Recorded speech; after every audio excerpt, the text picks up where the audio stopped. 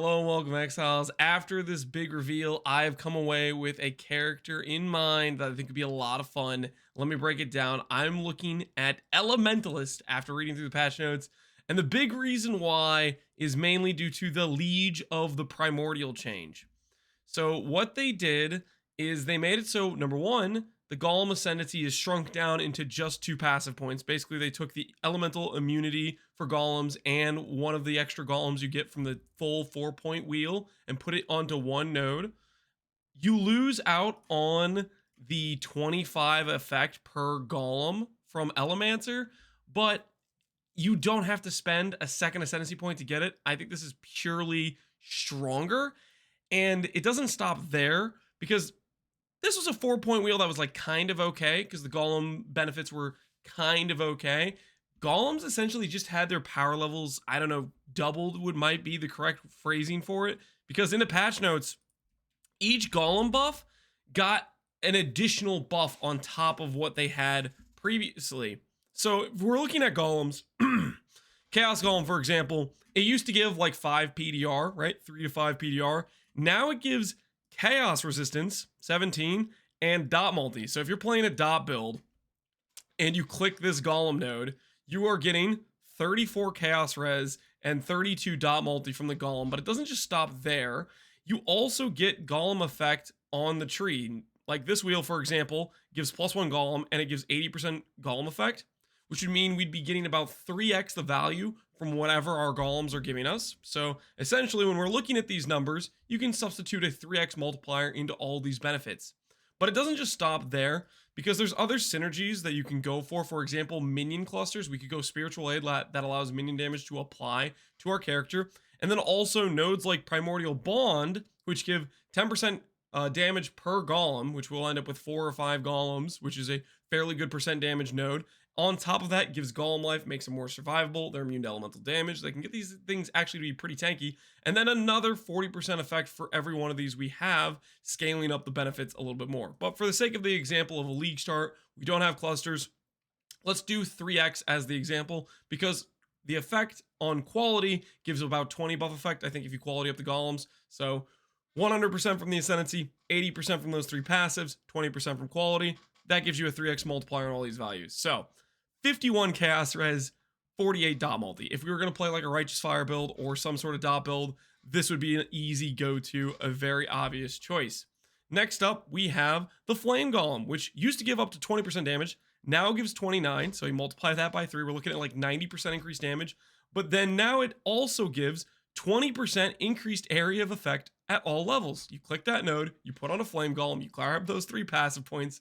This is like 60 AoE on 90% damage. Very, very nice. And let's keep in mind, when I click that Ascendancy point, I am getting +2 golems, which takes it to 3 total, and then the node on the tree takes it to 4. So I can pick up to 4 of these after grabbing the Ascendancy point. Next up, Ice Golem. If you want to do crit or an attack-based character, this is basically going to cap your accuracy by itself, as well as give 100+ crit chance. Very nice. That's probably on the lower end of choices I'd look at. More tempting for me are things like the Lightning Golem and the Stone Golem. Lightning Golem now gives 10% attack and cast speed. This means you can shield charge around really fast, while also having good cast speed for a caster style build. And on top of that, it basically can solve your mana. This is a lot of flat regen. This will solve mana on most characters, depending on how mana absorbent you are. If you're an Archmage character, this isn't going to be enough, but for most builds, this is going to be fairly substantial. And then on top of that, the Stone Golem now gives 20% increased defense. So one of the hardest things to get on the witch side of the tree is percent evasion, percent armor. It's really hard to scale into either of those. With a Stone Golem giving you 60% increased defenses, it really kind of bridges that gap a bit and makes it a lot more doable to, say, spec into evasion or spec into armor if you want to, as well as that's pretty crazy for if you want to do just an ES build. 60% increased defense is no joke.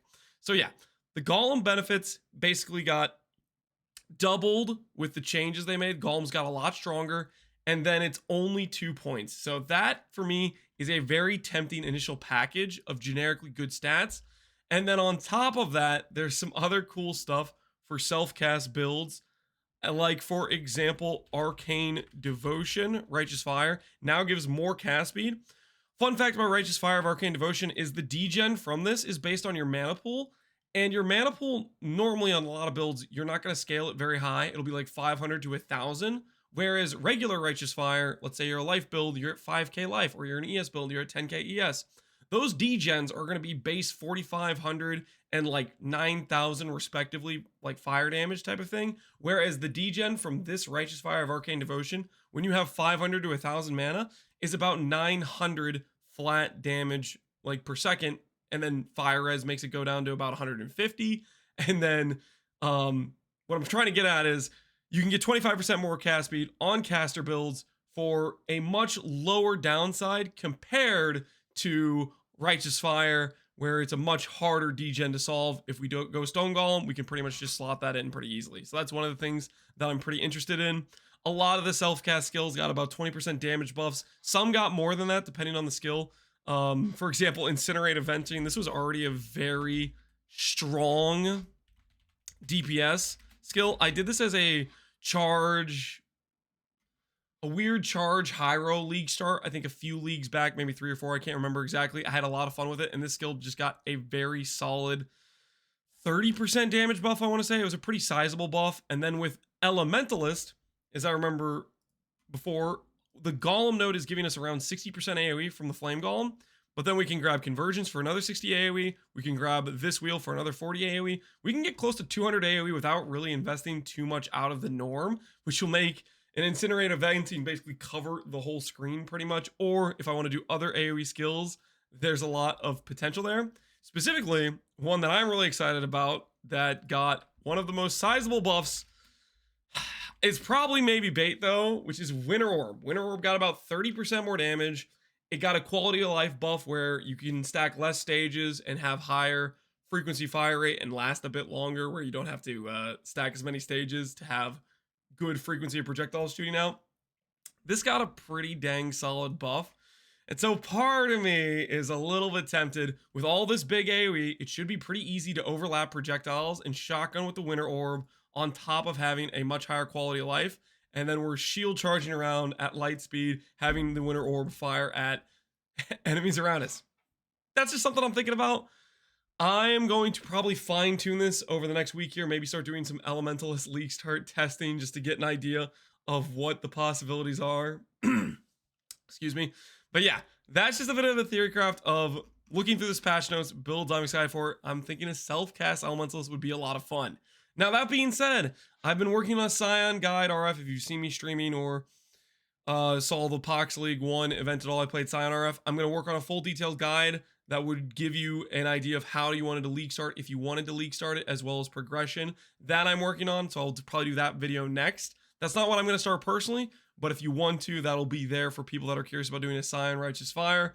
And then maybe, we'll see. I looked through the notes. I didn't see any nerfs to Energy Blade or Inquisitor or Hex Blast. So I might try to update the Hex Blast character. It doesn't really need too much updating, so that would be probably a more succinct video because the guide from last league should be relatively pretty accurate. Granted, they might change some things on the tree, so we're still waiting on a bit more information on if they change a few more things. And the other thing is we don't know how much they're nerfing Sanctify. If they nerf Sanctum and they just completely gut it, then I'm not necessarily going to recommend a build that's designed for a Sanctum League start. You know what I mean?